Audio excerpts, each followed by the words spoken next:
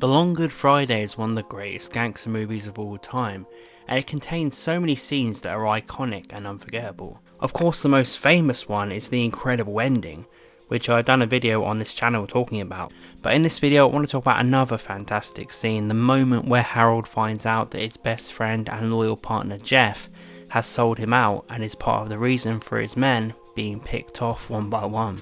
After a tense discussion, Harold ends up bottling his best friend and then stabbing him to death.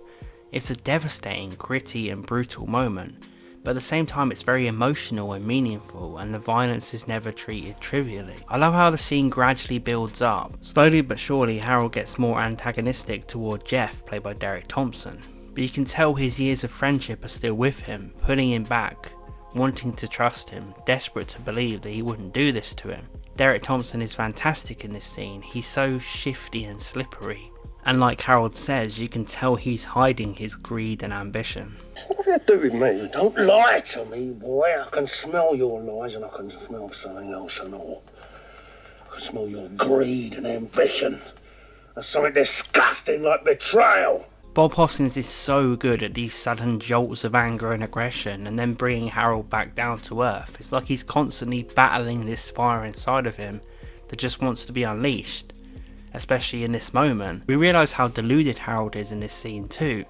He still believes he will triumph despite Jeff's warning that his reign is over. Harold just cannot comprehend the fact that there could be someone who now has his number, who could be bigger than him. And this is his downfall, his obsession with being number one. He hears that he needs to take on the whole IRA to make a dent on any of this, and he's happy to do it. He's mental. I'll crush them like beetles. Never. You what? Annihilate them.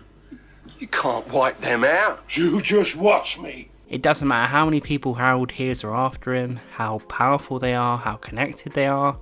He still believes he can beat them, and that's the ultimate message of the Long Good Friday. The gangster life will always end up eating you alive.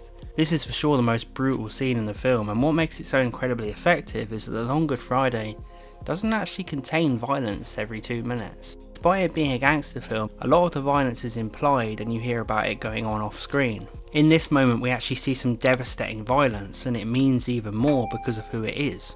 Harold bottles one of his best friends and accidentally slashes his neck. Well, I say accidentally, really he unleashes on it. It's an incredibly powerful, jarring, emotional moment because in the midst of the violence, Harold goes through so many emotions. Shock, confusion, anger, venom, and then deep regret that it has come to this and he has brutally murdered one of his friends. That moment when the bottle suddenly goes in and the camera puts us face to face with Harold stabbing away, this ferocious, animalistic expression is insane.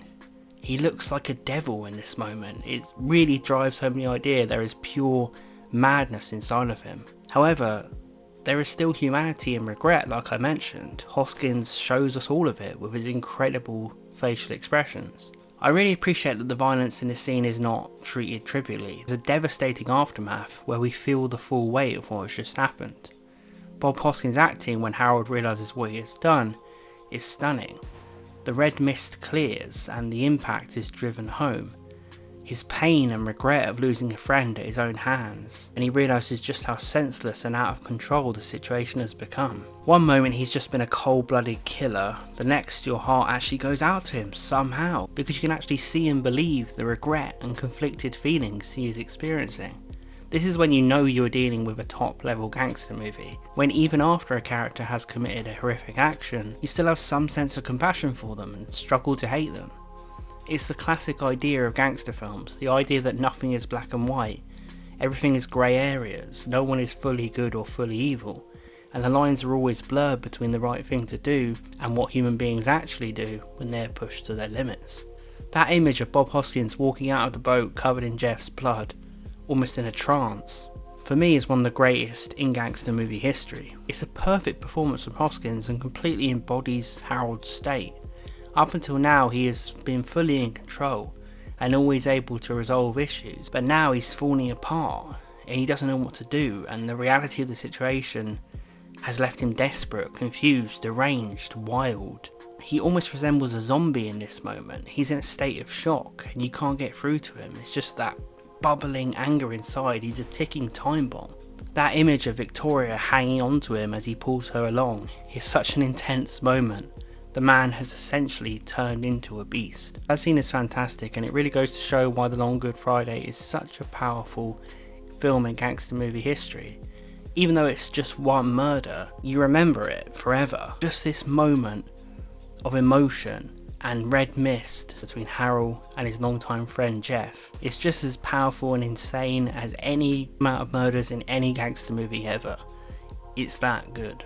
Click on one of my other videos analysing The Long Good Friday on the screen now, and please consider subscribing for more analysis and retrospectives on classic and cult films, and I will see you guys next time.